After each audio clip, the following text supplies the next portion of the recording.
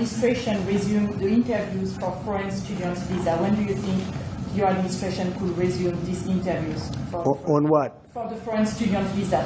Yesterday there was... For the French visa? For the French too, but all the foreign students. Oh, for the foreign visas? What are you referring? Foreign visas for what? Are you talking about for colleges? Okay, so you're off of Israel. Now you're talking about colleges, right? Yes, now. Okay. Well, we're going to see. Look, Harvard has been a disaster. They've taken $5 billion plus. $5 billion. Nobody knew that they were making this kind. If we didn't do this, we would have never found this out, Pam. They're taking $5 billion. And I'd rather see that money go to trade schools. And by the way, they're totally anti-Semitic at Harvard, as you know, and some other colleges too, in all fairness to them. And it's been exposed, very exposed. And I think they're dealing very badly. Every time they fight, they lose another $250 million. Yesterday we found another $100 million. And they have, they have a fund, an endowment, $52 billion. All right?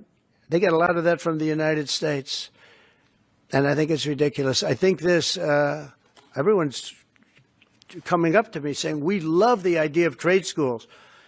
With that kind of money, and money from others, but money from them, you can have the best trade schools anywhere in the world. You give them to Iowa, Indiana, lots of good states, well-run states, and you give them the money, they can only be used for trade schools, and they'll teach people how to build motors and cars and AI. The AI, we're building plants, we're building hundreds of billions of dollars worth of AI plants, already started, many of them. We've never had a boom like we're having now. You're going to see it.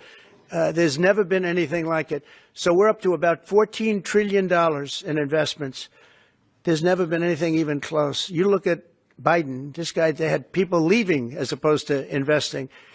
And they're doing it because of November 5th, and they're doing it because of the tariffs. The tariffs have been tremendous. I can promise you, and I have great respect for the people at the European Union, they wouldn't be over here today negotiating if I didn't put a 50% tariff on.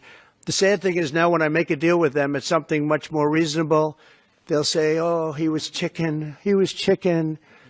That's so unbelievable. I usually have the opposite problem. They say, you're too tough.